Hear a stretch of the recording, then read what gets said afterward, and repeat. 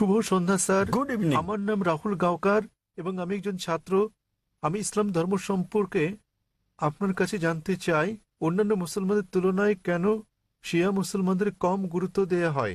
আমি আমার এক মুসলমান বন্ধুর কাছে শুনেছি তাদেরকে শিয়া পরিবারের পানীয় পান করার অনুমতি দেয়া হয় না। পানীয় না, ঠিক আছে। আমি আসলে জানতে চাই, এও বলা হয়ে থাকে যে ইরাকে সাদ্দাম হোসেন যা করেছেন, তিনি রাসায়নিক গ্যাস প্রয়োগ করেছেন, তিনি শিয়াদের উপর নৃশংসতা চালিয়েছেন, যা দ্বিতীয় বিশ্বযুদ্ধের সময় ইহুদিদের উপর হিটলারের নির্যাতনের সঙ্গে তুলনীয়। তাহলে এটিকে কি আপনি অবিচার মনে করেন না? আমি আরো জানতে চাই, প্রকৃতপক্ষে পূর্বে শিয়ারা ইসলাম ধর্মে যে ভুল করেছে তারা আজও তার প্রায়শ্চিত্ত করে যাচ্ছে কিনা। ভাই প্রশ্ন করলেন যে শিয়াদের কেন নিচ বললে গণ্য করা হয়, তারা কি অপরাধ করেছে, সাদ্দাম হোসেন কেন তাদেরকে হত্যা করেছে, যেমন জার্মানিতে হিটলার রাসায়নিক অস্ত্র দিয়ে ইহুদিদের হত্যা করেছে ইত্যাদি। ভাই ইসলামে কোনো শিয়া সুন্নি নেই, কোনো শিয়া সুন্নি নেই ইসলামে। অনেক লোক আছে। আমি উত্তরটা দেই, আমি উত্তর দেব। আপনার প্রশ্নের উত্তর দেওয়ার পর আপনি বলবেন। ইসলামে কোনো শিয়া সুন্নি নেই। কোরআনে বলা হয়েছে সূরা আলে ইমরান অধ্যায় 3 আয়াত নম্বর 103, ওয়াতাসিমু বিহাবলিল্লাহি জামিআ ওয়া লা তাফাররাকু। তোমরা আল্লাহর রজ্জু শক্ত করে ধরো এবং পরস্পর বিচ্ছিন্ন হও না। আমাদেরকে আল্লাহর রজ্জু ধরতে হবে, এটা কোরআন এবং নবী মুহাম্মদ সাল্লাল্লাহু আলাইহি ওয়াসাল্লামের সহিহ হাদিস। যদি আপনি এই রজ্জু ধরেন তাহলে আপনি খাঁটি মুসলিম। ইসলামে শিয়া সুন্নি নেই এবং ইসলামের কোনো ভাগ নেই। কোরআন বলছে সূরা আনাম অধ্যায় নম্বর 6 আয়াত নম্বর 159, হে নবী, নিশ্চয়ই যারা খণ্ড বিখণ্ড করেছে, অনেক দল করেছে ইসলাম ধর্মকে, তাদের সাথে আপনার কোনো সম্পর্ক নেই। আল্লাহ বিচার দিবসে তাদের ব্যাপারটা দেখবেন।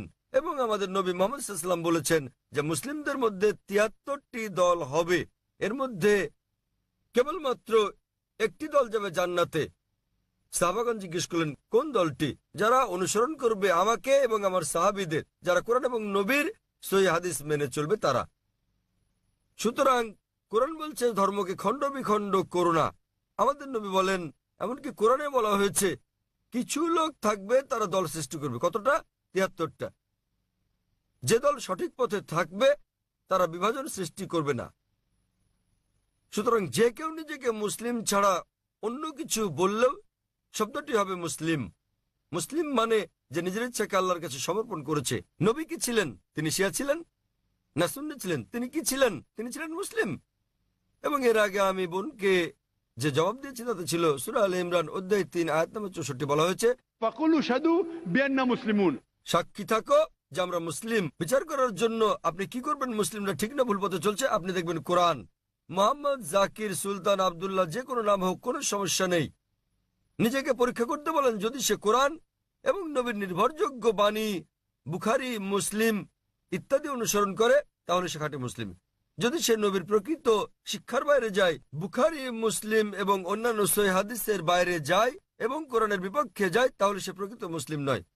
প্রকৃত মুসলিম হচ্ছে সে যে মেনে চলে কোরআন এবং নবী মুহাম্মদ সাল্লাল্লাহু আলাইহি সাল্লামের যথাযথ শিক্ষা। সুতরাং এটা জানার পর নিজেকে সে যাই বলুন না কেন, যদি না মেনে চলেন কোরআন এবং নবীর সব শিক্ষা হাদিস, তাহলে সে প্রকৃত মুসলিম নয়। আপনার প্রশ্নের দ্বিতীয় অংশ, সাদ্দাম হোসেন। প্রশ্নের মধ্যে সাদ্দাম হোসেন নেই? আছে প্রশ্নের মধ্যে? হ্যাঁ, সাদ্দাম হোসেন। সাদ্দাম হোসেন শিয়াদের হত্যা করেন। ভাই আমি জানি না তিনি শিয়াদের হত্যা করেছেন কিনা, এটা মিডিয়া বলছে। কিন্তু হোক সাদ্দাম হোসেন, হোক হিটলার, হোক জর্জ বুশ, যে কোনো নিরপরাধ মানুষকে হত্যা করে, শিয়া সুন্নি বাদ দেন, যদি সে হত্যা করে নিরপরাধ কোনো হিন্দু, নিরপরাধ খ্রিস্টান, নিরপরাধ ইহুদিকে, তাহলে সেটা বড় অপরাধ।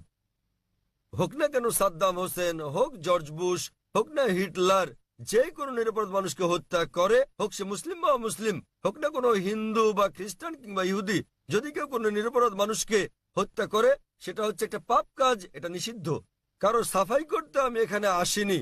তাতে হোক তার নাম জর্জ বুশ, হিটলার, সুলতান, আব্দুল্লাহ, টম, ডিক, হ্যারি বা যে কেউ, যে কোনো নির্দোষ মানুষকে হত্যা করা সবার জন্য নিষিদ্ধ।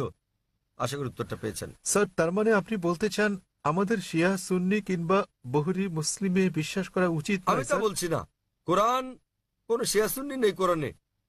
কোরআনে মানে কোনো স্যার, বহরি নেই। এখানে অনেক মসজিদ আছে, অনেক মসজিদ। তাহলে আপনি তাদেরকে বলেন, তাদের জিজ্ঞেস করেন শিয়া কথাটা কোথায় আছে কোরআনে। তাকে জিজ্ঞেস করেন বহরি কোথায় আছে কোরআনে। স্যার, এটা আমার কলেজ বান্দ্রায় স্যার, আমি অধ্যয়ন করছি। সুতরাং তারা মেনে চলছে না। আপনাকে যা করতে হবে তা হচ্ছে তাদের জিজ্ঞেস করেন তারা কি মোহাম্মদ সাল্লাল্লাহু আলাইহি সাল্লামের শিক্ষা অনুসরণ করে চলছে, তারা কি আল্লাহ সুবহানাহু ওয়া তাআলার শিক্ষা অনুসরণ করছে। আল্লাহ কোরআনে বলেছেন সূরা আনাম অধ্যায় নম্বর 6 আয়াত নম্বর 159, যারা সৃষ্টি করেছে বিভক্তি ইসলাম ধর্মে তাদেরকে আপনার কিছু করার নেই। ইসলাম ধর্মে বিভক্তি সৃষ্টি করা এটা হচ্ছে হারাম। তো ভালো মুসলমান হতে হলে আপনাকে আল্লাহর রজ্জু শক্ত করে ধরতে হবে, এটা বলা আছে কোরআনে। সুতরাং কাউকে আব্দুল্লাহ, সুলতান এরকম নামে ডাকলেই সে জান্নাতে যেতে পারবে না, বরং সেজন্য স্রষ্টা সর্বশক্তিমান আল্লাহর নির্দেশ পালন এবং নবী মুহাম্মদ সাল্লাল্লাহু আলাইহি সাল্লামের শিক্ষা অনুসরণ করতে হবে। ভাই, আপনাকে একটা প্রশ্ন করি, একটা প্রশ্ন। আপনি শিয়া সুন্নি নিয়ে খুবই উদ্বিগ্ন, জানতে চাচ্ছি সেটা কেন? স্যার অনেক কিছু আমার বন্ধুরা। না না, আপনি কি ইসলাম কবুল করতে চান? তারপরে কোন দলে যাবেন ভাবছেন? স্যার আমি মানে আমি আপনাকে জিজ্ঞেস করছি, জি আপনি কি ইসলাম কবুল করতে চান আর ভাবছেন শিয়া না সুন্নিতে যোগ দেবেন? তাই স্যার না, না, আমি ইসলাম কবুল করতে চাচ্ছেন না। স্যার এখানে অনেক ধর্ম আছে, ইসলাম ধর্মের অনেক ভাগ আছে। কোনো বিভক্তি নেই ইসলামে। ইসলামে কেবল একটি শব্দ আছে, মুসলিম। আপনাকে যে যাই বলুক, হ্যাঁ হ্যাঁ, আপনাকে তারা বলেনি যে কোরআন বলেছে। আমি আপনাকে রেফারেন্স দিচ্ছি। লোকটি আমাকে বলেছে তিনি সুন্নি, তিনি আমাকে বলেন তাকে সুন্নি হতে দিন, শিয়া হতে দিন, বহরি হতে দিন, যে কোনোটা। তাকে বলুন কোরআন বলছে বিভক্তি সৃষ্টি করো না। অধ্যায় নম্বর 6 লিখে রাখুন আপনি, এর অর্থ। অধ্যায় নম্বর 6। স্যার এর অর্থ এগুলো সব হতাশাজনক। তিনি কোরআন মেনে চলছেন না। কোরআন বলছে সূরা আনাম অধ্যায় 6 আয়াত নম্বর 159, আপনি নোট করে রাখুন যে ডক্টর জাকির নায়েক বলেছেন সূরা আনাম অধ্যায় 6 আয়াত 159 আছে বিভক্তি সৃষ্টি করো না তোমরা। আপনাকে যা করতে হবে, নিজেকে ঈশ্বরের কাছে সমর্পণ করতে হবে আপনার। এখন আমি জানতে চাই, আপনি কি নিজেকে ঈশ্বরের কাছে সমর্পণ করতে চান? ভাই, হ্যাঁ নিজেকে ঈশ্বরের কাছে সমর্পণ করতে চান আপনি? স্যার আমি ইসলামকে শ্রদ্ধা করি, আমি না না, ইসলামে ঠিক বিশ্বাস আছে। করি। আপনি ইসলামকে শ্রদ্ধা করেন, আপনি কি এক ঈশ্বরে বিশ্বাস করেন? হ্যাঁ এক ঈশ্বরে বিশ্বাস করেন আপনি? হ্যাঁ, জি স্যার আমি ঈশ্বরে বিশ্বাস মূর্তি করি। পূজা করা ঠিক নয়। হ্যাঁ হ্যাঁ, আপনি কি বিশ্বাস করেন ঈশ্বরের কোনো প্রতিমা নেই? ঈশ্বরের কোনো প্রতিমা নেই। আপনি কি তা বিশ্বাস করেন? আমি জানি না স্যার। আপনি কি প্রতিমা পূজায় বিশ্বাসী? হ্যাঁ হ্যাঁ, আপনি কি প্রতিমা পূজায় বিশ্বাস করেন? কি বললেন? প্রতিমা পূজা ঠিক না ভুল? মানে ঈশ্বর? না। আপনি কি বিশ্বাস করেন প্রতিমা পূজা করা ঠিক না ভুল? হ্যাঁ এটা ঠিক না ভুল? এটি ঠিক স্যার। প্রতিমা পূজা করা, কিন্তু এটা তো বেদের বিপরীত। আপনাদের বেদ বলছে তোমরা এক ঈশ্বর ছাড়া কারো উপাসনা করবে না। এটা উল্লেখ আছে আপনাদের যজুর্বেদে অধ্যায় 32 অনুচ্ছেদ 3, শ্বেতাশ্বেতার উপনিষদ অধ্যায় 4 অনুচ্ছেদ 19। ना तस्य प्रतिमा अस्ति মহান ঈশ্বরের কোনো পুতুল নেই, কোনো আকৃতি নেই, কোনো ফটোগ্রাফ নেই, কোনো ছবি নেই, কোনো প্রতিমা নেই, কোনো ভাস্কর্য নেই, কোনো মূর্তি নেই। আমি আপনাকে জিজ্ঞেস করছি, যখন আপনাদের বেদ বলছে ঈশ্বরের কোনো আকৃতি নেই, কোনো মূর্তি নেই, কোনো প্রতিমা নেই, এরপরও কি আপনি প্রতিমা পূজা বিশ্বাস করেন? জি স্যার। শিয়া সুন্নি বাদ দেন, আপনাকে জিজ্ঞেস করছি, আপনি কি বেদ মানেন? স্যার অনুসরণ করছেন কি না?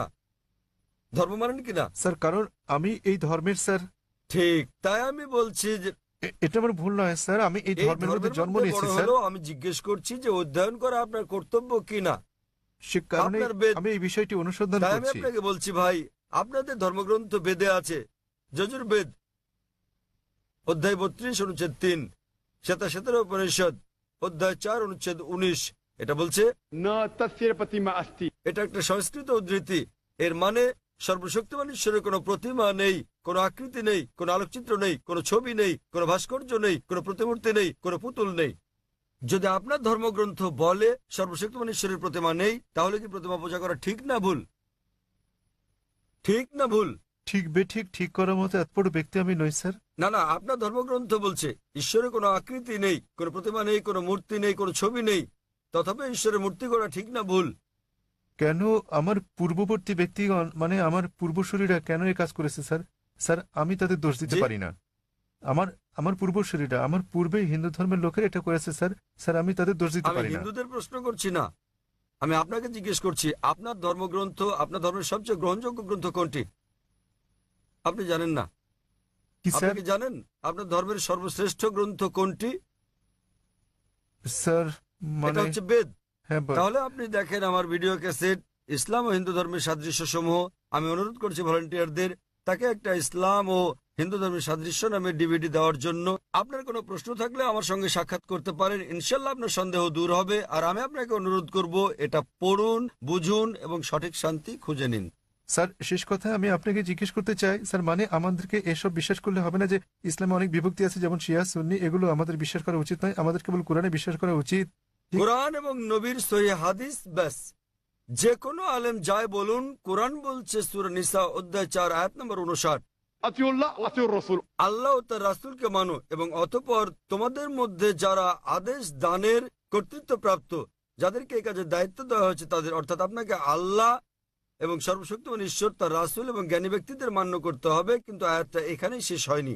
আরো বলা হয়েছে যদি তারা কোনো বিষয়ে একমত হতে না পারে তো আল্লাহ তার রাসূলের উপর ছেড়ে দাও। যদি কেউ আপনাকে কিছু বলে আপনি তা কোরআন এবং সহিহ হাদিস দিয়ে যাচাই করুন সেটা ঠিক না ভুল। এ কারণে যে কোনো আলেম যাই বলুক না কেন তার কোনো মূল্য নেই ইসলামে। স্যার সেখানে আমাদের বিষয় হচ্ছে আল্লাহ সর্বশক্তিমান ঈশ্বর ও তার বার্তাবাহক। কোন আলেম কিছু বললে তা যদি কোরআন এবং সহিহ হাদিসের সঙ্গে মিলে তো আমরা গ্রহণ করি, আর যদি কোরআন হাদিসের বিপরীতে হয় তা প্রত্যাখ্যান করি। স্যার কোন ব্যক্তি নিজেকে মুসলিম বলে দাবি করলে আপনি তাকে বলবেন कुल हातु बुरहानकुम প্রমাণ দাও इन कुंतुम सादिकिन। যদি সত্যবাদী হও। সে কারণেই যখন আমি প্রশ্নের উত্তর দেই আমি কোরআন এবং সহিহ হাদিসের রেফারেন্স দেই। যা আমি বলছি, যা ডক্টর জাকির নায়েক বলছেন তা কিছুই নয় ইসলামে, কোনোই মূল্য নেই তার। আমি যা বলি ইসলামে তার মূল্য হচ্ছে শূন্য। যা কোরআন বলছে, সর্বশক্তিমান ঈশ্বর বলছেন, যা আমাদের প্রিয় নবী মুহাম্মদ সাল্লাল্লাহু সাল্লাম বলছেন তা মূল্যবান। তাই আমি যা দিচ্ছি তা হচ্ছে রেফারেন্স। যারা জানেন না আমি তাদের রেফারেন্স দিচ্ছি। আমার উত্তরের ভিত্তি কোরআনের বিভিন্ন আয়াতের শিক্ষা, আমার জবাবের ভিত্তি নবীর বাণী, সহিহ বুখারী খণ্ড নাম্বার ইত্যাদি প্রমাণ হিসেবে। সুতরাং তারা যা বলেন তার মূল্য আছে, আমি যা বলি মূল্য নেই। আশা করি উত্তরটা পেয়েছেন। আমরা পুরুষদের সারির মাঝের দিকের মাইক থেকে পরবর্তী প্রশ্নটি নেব। সকলকে শুভ সন্ধ্যা এবং শুভ সন্ধ্যা ডক্টর নায়েক। আজ আমি এক মানুষ কথা বলছি মানবতার পক্ষে। এখানে ডক্টর নায়েক রয়েছেন। আমরা আপনার নাম জানতে পারি দয়া করে? আমি চিরাগ, এবং দয়া করে আমার ধর্ম জিজ্ঞাসা করবেন না। ডক্টর নায়েক, আপনি সম্ভবত মুসলিম পরিবারে জন্মগ্রহণ করেছেন, তাই আপনি মুসলমান, তাই আপনি সেটাই অনুমোদন করছেন। যদি আপনি হিন্দু পরিবারে জন্ম নিতেন তাহলে আজ আপনার হিন্দু ধর্ম হতে পারত। এক্ষেত্রে আমি মনে করি চরম জাতি কেন্দ্রিকতা থেকে আপনি ভাবছেন আপনার ধর্ম, সংস্কৃতি, বিশ্বাস ও ধারণা শ্রেষ্ঠ। তাই আপনি বলছেন যে শিখ অথবা আর্য সমাজ বা যে ধর্মেই প্রতিমা পূজা পরিত্যাগ করার কথা বলা হয়েছে সেটি আপনি সমর্থন করেছেন। আমার মতে একই জায়গায় ঘুরপাক না খেয়ে মানবতার ব্যাপক ধর্ম নিয়ে আমাদের আলোচনা করা উচিত। কোনো মন্তব্য কিংবা যুক্তি? ভাই স্যার, খুব সুন্দর একটা প্রশ্ন করেছেন। তিনি বলেছেন মুসলিম পরিবারে জন্ম নেওয়ার কারণে আমি ইসলাম ধর্ম অনুমোদন করছি। হতে পারতো আমি যদি হিন্দু পরিবারে জন্ম নিতাম তাহলে হিন্দু ধর্মই পছন্দ করতাম আমি, এবং আমি শিখ ধর্ম ও আর্য সমাজকে সমর্থন করি কারণ আমার দৃষ্টিভঙ্গির সঙ্গে তাদের মিল আছে এবং এর আশেপাশে আমি বিচরণ করছি। বরং আমার আরো বৃহৎ পরিসরে কথা বলা উচিত ছিল। খুব ভালো প্রশ্ন হ্যাঁ ভাই, আমি আপনার সাথে একমত। 19 বছর বয়স পর্যন্ত আমি মুসলমান ছিলাম কারণ আমার পিতা মুসলমান ছিলেন। বয়স 19 বছর হওয়ার পর আমি তুলনামূলক ধর্ম অধ্যয়ন করা শুরু করলাম। এখন আমি ব্যক্তিগত পছন্দে মুসলমান। আর বিশ্বাস করেন, যদি আপনি ইসলামের চেয়ে ভালো কোনো ধর্ম আমাকে দেখাতে পারেন তাহলে আজই আমি সেই ধর্ম গ্রহণ করতে প্রস্তুত আছি। আজই। স্যার, আমি মানবতার ধর্মের কথা বলছি। ভাই আমি বলবো জি জি আমি বলছি যদি কেউ ইসলামের চেয়ে ভালো কোনো ধর্ম তা যুক্তি দিয়ে, বৈজ্ঞানিক তথ্য দিয়ে প্রমাণ করতে পারেন তাহলে আমি গ্রহণ করতে প্রস্তুত আছি। আপনি বলছেন মানবতার কথা। কে মানবতার নামে গ্রন্থ রচনা করেছেন? মহাত্মা গান্ধী। কে লিখেছেন? আপনি জানেন একজন মুসলমান ভালো মুসলমান হতে পারবেন না যদি তিনি ভালো মানুষ না হন। সে কথা সব ধর্মেই বলে, সব ভাই ধর্মে আমাকে বলে। শেষ করতে দেন। জি স্যার। আপনি এখানে আমার জবাব শোনার জন্য এসেছেন নাকি আপনার মত জানাতে এসেছেন? আমি একটি সুস্থ আলোচনা চাই এবং যৌতুক ভাই, সিদ্ধান্তে পৌঁছাতে চাই। এটা কোনো বিতর্ক প্রতিযোগিতা নয়। হ্যাঁ, একেবারে না। তাহলে আমি আমার কখনো উত্তর বলিনি। শুনুন, উত্তর শোনার পর আপনি মন্তব্য করতে পারেন। ঠিক আছে। আমাকে শেষ করতে দিন। আপনি কথা যোগ করছেন, তার মানে আমার উত্তর আপনি শুনছেন। চালিয়ে যান। শুনুন মনোযোগ দিয়ে। জি। আপনার মনের মধ্যে মহাভারতের কাহিনী চলছে, কি করে শুনবেন? দয়া করে যখন চালিয়ে যান। আপনি আপনার প্রশ্নের সময় কি আমি আপনাকে বাধা দিয়েছিলাম? দয়া করে চালিয়ে যান। আমি কি বাধা দিয়েছি? আপনি বাধা দেননি। দয়া করে চালিয়ে যান। সবকিছু লেখা আছে, প্রশ্ন করতে আসছেন। আমি কিভাবে বলেছি? আমি জবাব দিচ্ছি, শুনুন। হ্যাঁ, তাতে এটা আমার কি? জবাব। তাহলে কেন আপনি মন্তব্য করছেন? দয়া করে বলুন স্যার, দয়া করে বোঝার চেষ্টা করুন, আমাকে আপনার উত্তর বলুন। আমার উত্তর শুনলে আপনি বুঝতে পারবেন, অন্যথায় লাখ লাখ মানুষ বুঝলেও আপনি একই প্রশ্নই করে যাবেন। আমি একজন চিকিৎসক, এক ব্যক্তি একা দুটো বিষয়ের প্রতি মনোযোগ দিতে পারে না। উত্তর শুনুন, উত্তর দেওয়া হলে আর সমস্যা থাকবে না। তাহলে আপনাকে বুঝতে হবে আপনি মানবতার কথা বলছেন। আপনি প্রথমেই বলেছেন আমার ধর্ম জানতে চাইবেন না, পরে আপনি বলছেন আমি মানবতার পক্ষে। সর্বপ্রথম আপনি আপনার দৃষ্টিভঙ্গি শনাক্ত করতে লজ্জিত, তারপর আপনি মানবতার কথা বলছেন। আমি আপনার কাছে জানতে চাই, মানবতা নামের বইটি কে লিখেছেন? এরকম কোনো বই আছে কি? মানবতার কোনো দিক নির্দেশনা আছে? আমি আপনাকে বলছি, ভালো মানুষ না হয়ে একজন মুসলমান ভালো মুসলমান হতেই পারে না। সব ধর্ম বলে না।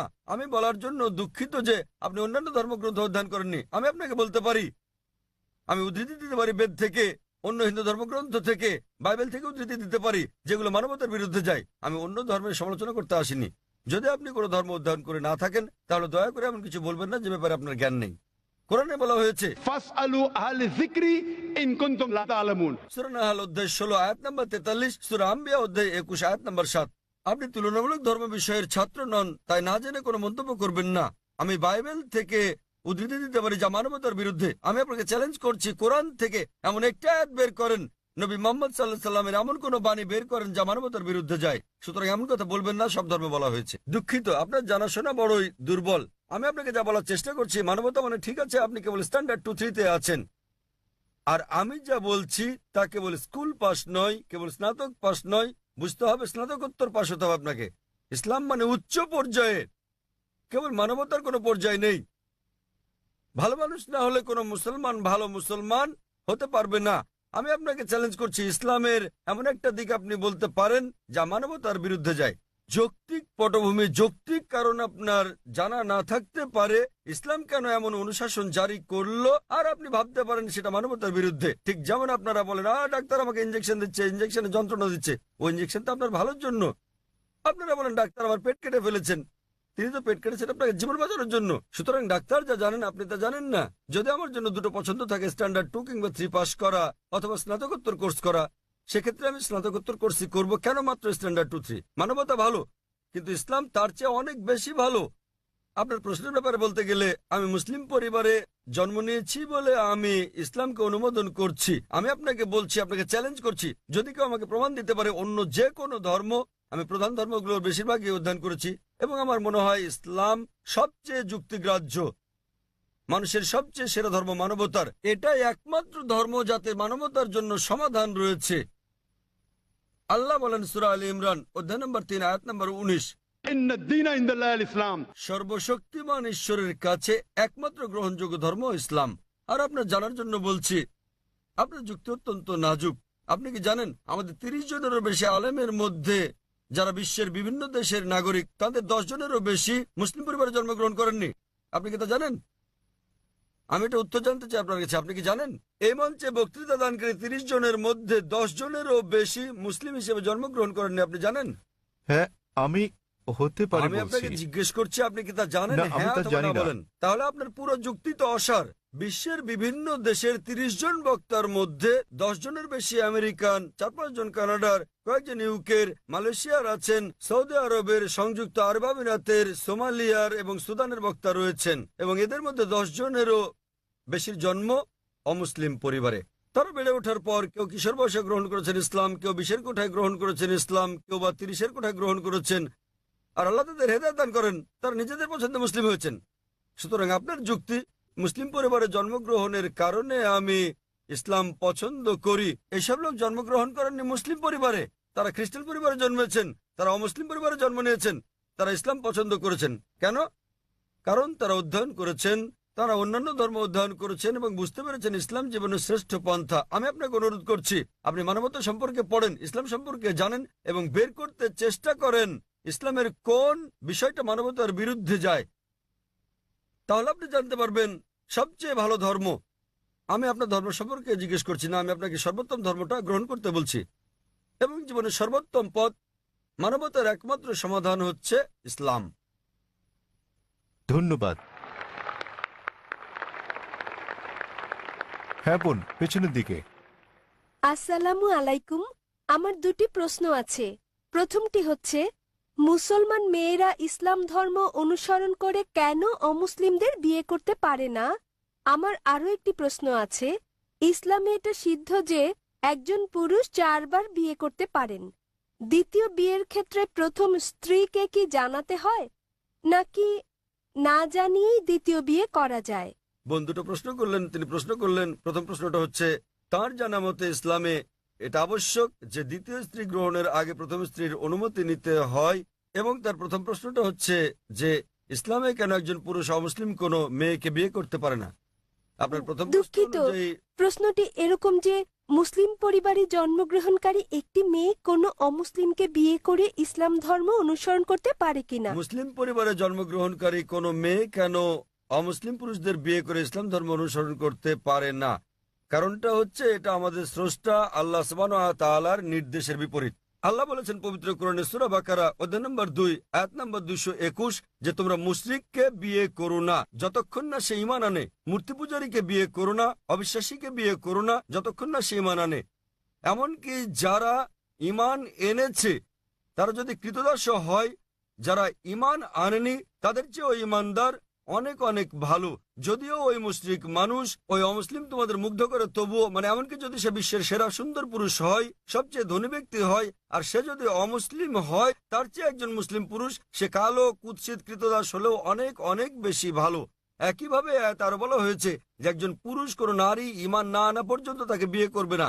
একজন মুসলিম নারী যদি কৃতদাস হয় তবুও সে ওই মোহনীয় অমুসলিম নারী অপেক্ষা অনেক ভালো। আর যৌক্তিক কারণটা হচ্ছে বোন যে কোনো গাড়ি বা কোনো বাহনের একটি চাকা যদি হয় বাইসাইকেলের আর অপর চাকাটি হয় ট্রাকের, তাহলে কি সেটা চলবে? স্বাভাবিক যে চলবে না। 4টি চাকার সবকটি সমান হতে হবে। এবং আপনি আরো জানতে চেয়েছেন অমুসলিমকে বিয়ে করে মুসলিম মেয়ে কি ভালো মুসলিম হতে পারবে? কারণটা হচ্ছে যে ইসলাম ধর্মে আমরা চাই আমাদের স্বামী কিংবা স্ত্রী, আমাদের জীবন সঙ্গীরা তারাও জান্নাতে যাক। এখন স্ত্রী জান্নাতে যাওয়ার পথ খুঁজে পেল, স্বর্গে যাওয়ার পথ খুঁজে পেল, এবং সে ইসলাম ধর্ম অনুসরণ করে জান্নাত পেল। তাকে অনুসরণ করতে হবে কোরআন এবং সহিহ হাদিস। এখন ভাবুন তো, যখন স্ত্রী জানতে পারলো যে সে জান্নাতে যাচ্ছে এবং তার স্বামী যিনি প্রতিমা পূজা করছেন, যিনি ইসলাম ধর্ম বিশ্বাস করেন না, তিনি যাচ্ছেন দোজখে। পরকালের জীবনের তুলনায় বোন এই জীবন খুবই ছোট জীবন।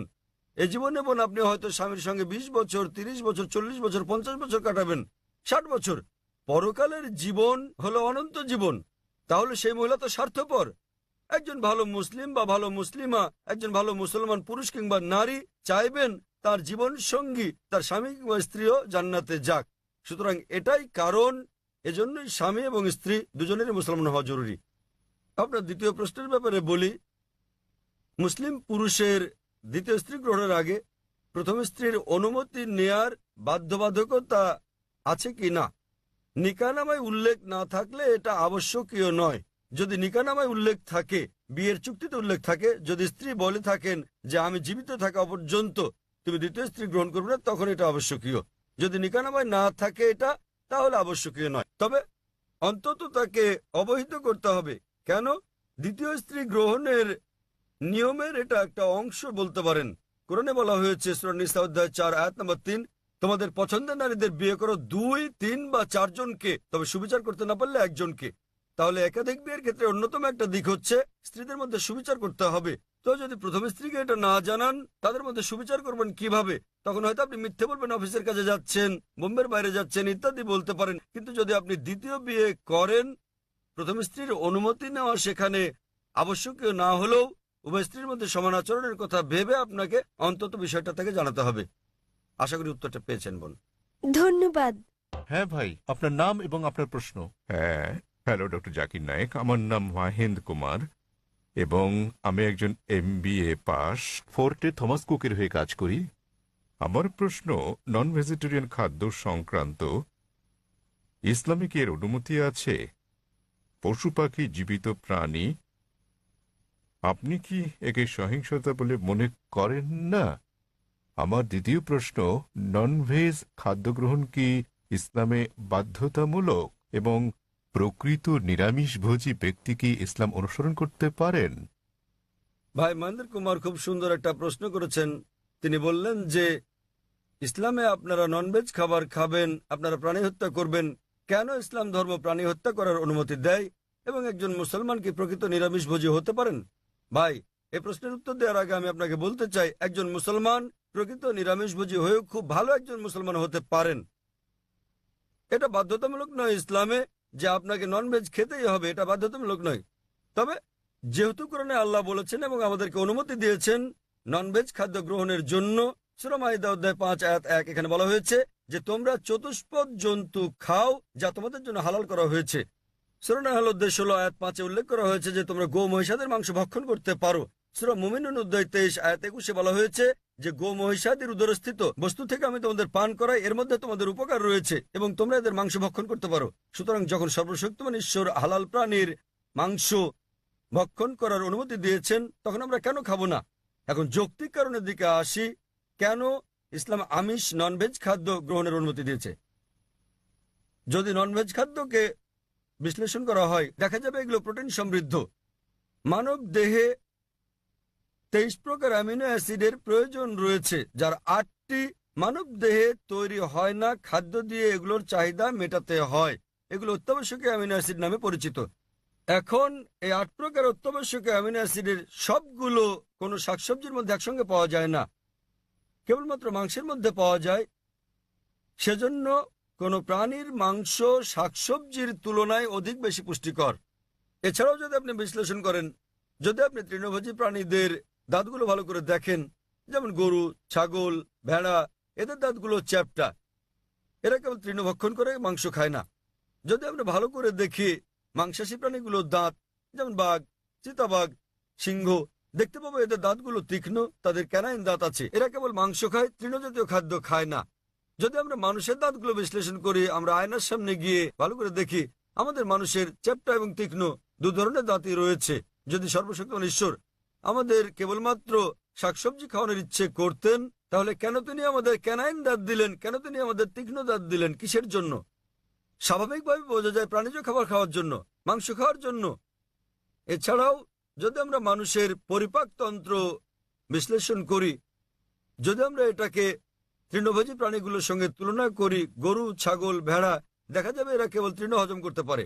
মাংসাশী প্রাণী বাঘ, চিতাবাঘ, সিংহ, এদের পরিপাকতন্ত্র কেবল মাংসজাতীয় খাদ্য হজম করতে পারে, তারা তৃণ হজম করতে পারে না। মানুষের পরিপাকতন্ত্র দুটোই হজম করতে পারে। মানুষের আছে ক্ষুদ্রান্ত, বৃহদান্ত্র। এটা শাকসবজি হজম করতে পারে, মাংস হজম করতে পারে, দুটোই হজম করতে পারে। সর্বশক্তিমান ঈশ্বর যদি আমাদের কেবল শাকসবজি খাওয়াতে চাইতেন তাহলে তিনি কেন আমাদের এমন পরিপাকতন্ত্র দিলেন যা উভয় হজম করতে পারে? বিশ্লেষণে দেখা গেছে হিন্দুদের অনেকের ধারণা যে হিন্দু ধর্ম মাংসজাতীয় খাদ্য খাওয়া নিষিদ্ধ করেছে। প্রকৃতপক্ষে যদি আপনি পড়েন, মনুস্মৃতিতে উল্লেখ আছে অধ্যায় নম্বর 5 শ্লোক নম্বর 30, সর্বশক্তিমান ঈশ্বর খাদ্য হিসেবে কিছু প্রাণীকে সৃষ্টি করেছেন আর কিছুকে করেছেন খাদক। যেসব প্রাণীকে খাদ্য হিসেবে সৃষ্টি করা হয়েছে সেগুলো খেলে কোনো পাপ হবে না। মনুস্মৃতি অধ্যায় 5 শ্লোক 31 বলছে যে সর্বশক্তিমান ঈশ্বর কিছু প্রাণী বলির জন্য সৃষ্টি করেছেন, তাদের জবাই করলে পাপ হবে না। মনুস্মৃতি অধ্যায় 5 শ্লোক 40 বলা হয়েছে যে বলিদানের পশু বলি দেওয়ার জন্য অনুমতি আছে, এটা ঈশ্বরের বিধান। সুতরাং হিন্দু ধর্মে প্রাণীর মাংস খাওয়ার অনুমতি আছে। বেদ ও অন্যান্য ধর্মগ্রন্থ পড়লে দেখবেন সাধু সন্তরা প্রাণীর মাংস খেতেন, এমনকি গরুর মাংস খেতেন। মহাভারত পড়লে দেখবেন অনুশাসন পর্ব অধ্যায় নম্বর 88, যখন পাণ্ডবরা একত্রে মিলিত হয়, যুধিষ্ঠির যিনি পাণ্ডবদের বড় ভাই, তিনি ভীষ্মকে জিজ্ঞেস করেন যে কোন খাদ্য আমাদের যজ্ঞে পূজায় দেওয়া উচিত যাতে করে আমাদের পূর্বপুরুষ সন্তুষ্ট হয়। তো ভীষ্ম উত্তর দিলেন যে যদি আপনি লতাপাতা, গুল্ম, শাকসবজি দেন তাহলে আমাদের পূর্বপুরুষেরা 1 মাসের জন্য সন্তুষ্ট থাকবে। যদি আপনি দেন মাছ তাহলে 2 মাস, যদি তাদেরকে মাংস দেন তাহলে 3 মাস, যদি খরগোশ দেন তাহলে 4 মাসের জন্য, যদি ছাগল দেন তাহলে 5 মাস, যদি লবণযুক্ত শুকরের মাংস দেন তাহলে 6 মাস, যদি তাদের পাখি দেন তাহলে 7 মাস, যদি হরিণ দেন তাহলে 8 মাস। এভাবে খাদ্য তালিকা ক্রমশ বড় হতে থাকে। বলা হয়েছে যদি মহিষ দেন তো 11 মাস, যদি দেন গোমাংস আপনি তাহলে আমাদের পূর্বপুরুষেরা পুরো 1 বছর সন্তুষ্ট থাকবে। এবং যদি ছাগলের লাল মাংস কিংবা গন্ডারের মাংস দেন, তাহলে তারা অনন্তকাল সন্তুষ্ট থাকবেন। সুতরাং হিন্দু ধর্ম মতে প্রাণীর মাংস খাওয়া কোনো পাপ নয়। হিন্দু ধর্মাবলম্বী অনেকে জীবিত প্রাণী হত্যা না করার অহিংস দর্শনে উদ্বুদ্ধ হয়ে মাংস খেতেন না, তারাও খেতে শুরু করেছেন। কিন্তু এমনকি এই অহিংস দর্শন, যেমন আপনি বলেছেন যে জীব হত্যা করা হচ্ছে পাপ, ভাই আপনি কি জানেন যে উদ্ভিদেরও প্রাণ আছে? আপনি কি এটা জানেন ভাই? জি। তাহলে জীব হত্যা যে পাপ আপনি বলেন, সেক্ষেত্রে উদ্ভিদ লতাপাতা ইত্যাদি হত্যা পাপ, তাহলে কেন আপনি সেগুলো খাবেন? একমত। একমত, খুব ভালো। এছাড়াও এমন কিছু লোক আছে যারা বলে, ঠিক আছে ভাই জাকির, আমি একমত যে উদ্ভিদেরও প্রাণ আছে, কিন্তু তারা তো ব্যথা অনুভব করে না, তাই উদ্ভিদ হত্যা করা জীবজন্তু হত্যা করার চেয়ে কম পাপ। যে বিষয়টা মনে রাখতে হবে তা হচ্ছে বিজ্ঞান আজ উন্নত, আমরা জানতে পেরেছি যে উদ্ভিদও ব্যথা অনুভব করে, কিন্তু উদ্ভিদের কান্না মানুষ শুনতে পায় না। কারণ মানুষ যে শব্দ তরঙ্গ শুনতে পায় তার মাত্রা 20 সাইকেল থেকে 20,000 সাইকেল পার সেকেন্ড পর্যন্ত, এর নিচের বা বেশি মাত্রা শব্দ তারা শুনতে পায় না। আমেরিকার এক কৃষক উদ্ভিদের কান্নাকে মানুষের শ্রবণ তরঙ্গে রূপান্তর করেছিলেন এবং উদ্ভিদগুলো কান্নাকাটি করলে, পানি চাইলে তিনি বুঝতে পারতেন।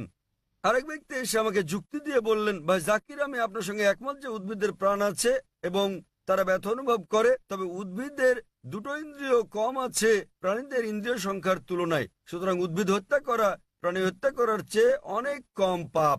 আমি আপনাকে জিজ্ঞেস করি ভাই, মনে করেন আপনার ভাই, আপনার বড় ভাই, তিনি জন্ম থেকেই বধির ও বোবা। যখন সে বড় হলো তখন কেউ তাকে হত্যা করলো, তাহলে কি আপনি বিচারককে বলবেন যে মহামান্য এই হত্যাকারীকে আপনি কম শাস্তি দিন, কেননা আমার ভাই দুটো ইন্দ্রিয় কম ছিল, তিনি শুনতে পেতেন না, কথা বলতে পারতেন না? আপনি কি কথা বলবেন? বরং আপনি বলবেন খুনিকে দ্বিগুণ শাস্তি দেওয়া হোক, কারণ আমার ভাই কানে শুনতেন না, বলতে পারতেন না, তিনি মাসুম ছিলেন, নির্দোষ ছিলেন তিনি। তাই ইসলামে দুটো বা তিনটি ইন্দ্রিয়ের কোনো প্রশ্ন নেই। কোরআনে বলা হয়েছে সূরা বাকারা অধ্যায় 2 আয়াত 168, যেসব হালাল বস্তু দেওয়া হয়েছে সেগুলো খাও, যে সকল খাদ্য হালাল সেগুলো তোমাদের জন্য পবিত্র, সেগুলো খেতে পারো। এত সত্ত্বেও ব্যক্তিগতভাবে আমার কোনো সমস্যা নেই যদি অমুসলিমরা প্রাণীর মাংস না খায়, আমার কোনো সমস্যা নেই। কেবল তারা যখন বলে পশু পাখির মাংস খাওয়া পাপ, এক ধরনের অপরাধ, শুধু তখনই আমি জবাবটা দিই। অন্যথায় ভারতের অমুসলিমরা যদি পশু পাখির মাংস না খায় সেটা আমার জন্য ভালো। যদি ভারতের সকল অমুসলিমরা মাংস খেতে শুরু করে তাহলে খাসি গরুর মাংসের দামটা বেড়ে যাবে, তখন আমার মাংস খাওয়ার খরচটাও বেড়ে যাবে। তাই ব্যক্তিগতভাবে আমার কোনো সমস্যা নেই। আশা করি ভাই আপনি উত্তরে সন্তুষ্ট হয়েছেন। হ্যাঁ, নিশ্চয়ই স্যার। সুতরাং এখন আপনি চাইলে একজন ভালো নিরামিষভোজী হতে পারেন, আবার চাইলে আমিষভোজীও হতে পারেন। মাংস খেলে আপনি আরো সুস্বাস্থ্যের অধিকারী হবেন, আপনি খেতে পারেন। তবে আপনি প্রকৃত নিরামিষভোজী হতে চাইলে তাতেও কোনো পাপ নেই। আশা করি উত্তরটা পেয়েছেন ভাই। হ্যাঁ বোন, আপনার প্রশ্ন। স্যার, আমি ডক্টর কল্পনা। আমার প্রশ্ন, ইসলাম আত্মীয়ের মধ্যে বিবাহ সমর্থন করে কি না? আপনি জানেন চিকিৎসা বিজ্ঞানে অনেক জন্মগত অস্বাভাবিকতার কারণ হচ্ছে স্বগোত্রে বিবাহ, অর্থাৎ আত্মীয়ের মধ্যে বিবাহ। বোন প্রশ্ন করলেন যে ইসলাম কি স্বগোত্রে বিয়ে, নিকটাত্মীয়দের মধ্যে বিয়ের অনুমতি দেয়? জি। বিয়ে সংক্রান্ত ব্যাপারে বলতে গেলে আল্লাহ বলেছেন কোরআনে সূরা নিসা অধ্যায় নম্বর 4 আয়াত নম্বর 22 থেকে 25 যে যে সকল বিয়ে নিষিদ্ধ, তাহলে আপনি বিয়ে করতে পারবেন না আপনার মাকে, আপনার মেয়েকে, আপনার মায়ের বোনকে, আপনার বাবার বোনকে এবং আপনার ঘনিষ্ঠ মাহারাম আত্মীয়দের। তবে আপন চাচাতো মামাতো বোন হলে পারবেন, কিন্তু ভাই বোন, পিতা কন্যা বিয়ের অনুমতি নেই। আপন চাচাতো মামাতো হলে অনুমতি আছে। আজ বিজ্ঞান আমাদের বলছে যদি আপন ভাই বোনে বিয়ে হয় সেক্ষেত্রে অস্বাভাবিকতার সম্ভাবনা অনেক বেশি থাকে, জন্মগত সমস্যা হতে পারে। সুতরাং সরাসরি ভাই বোন, পিতা কন্যা, মা আর ছেলে, পিতাপক্ষের চাচা, আপন চাচা, বাবার বোন ইত্যাদির মধ্যে বিয়ে হলে অস্বাভাবিকতার সম্ভাবনা খুবই বেশি থাকে। তাই ইসলাম এইসব বিয়ে নিষেধ করেছে, কিন্তু আপন চাচাতো মামাতো হলে অনুমতি আছে। ইসলাম এটার অনুমতি দিয়েছে। আর বিজ্ঞান আজ আমাদের বলছে এমনকি চাচাতো মামাতো ফুফাতো ভাই বোনের ক্ষেত্রেও এর সম্ভাবনা আছে, তবে খুবই কম। জন্মগত সমস্যা হতে পারে যদি দুই ব্যক্তি, পুরুষ মহিলা অপরিচিত হয়, তারা যদি পরস্পরের আগে থেকেই আত্মীয় নাও হয় তবুও জন্মগত সমস্যা হতে পারে। তাহলে বোঝা যাচ্ছে জন্মগত সমস্যা কেবল আত্মীয়ের মধ্যেই হয় না, তবে সমস্যা অত্যাধিক বেশি থাকে সরাসরি আপন ভাই বোন বাবা অথবা মা আপন চাচা হলে, আপন চাচাতো মামাতো ফুফাতো ভাই বোনের মধ্যে সম্ভাবনা কিছুটা বেশি অপরিচিতের তুলনায়, তবে পার্থক্যটা খুবই ক্ষীণ। তবে আহমদ শাকরের মতো এরকম একটা হাদিস আছে, যে হাদিসে প্রিয় নবী বলেছেন যে অব্যাহতভাবে বংশানুক্রমে আপন চাচাতো মামাতো ফুফাতো ভাই বোনের মধ্যে বিয়ে করো না। তাই বংশানুক্রমে আপন আত্মীয়দের মধ্যে বিয়ে অব্যাহত রাখলে সমস্যা হতে পারে। অন্যথায় এমনকি মেডিকেল সায়েন্স বলছে বংশানুক্রমিক না হলে সমস্যা নেই, তবে যদি আপন কাজিনদের মধ্যে বিয়ে অব্যাহত রাখা হয়, যেমন ধরেন কাজিন আবারও কাজিন আবারও কাজিন, তাহলে সম্ভাবনা কিছুটা বাড়ে। এমনিতে সাধারণভাবে কোনো সমস্যা নেই। আশা করি বোন উত্তরটা পেয়েছেন। আপনাকে ধন্যবাদ। হ্যাঁ ভাই, 1 নম্বর মাইক। আসসালামু আলাইকুম জাকির ভাই। আমার স্যার নাসির স্যার গুরু আমাকে আপনার সঙ্গে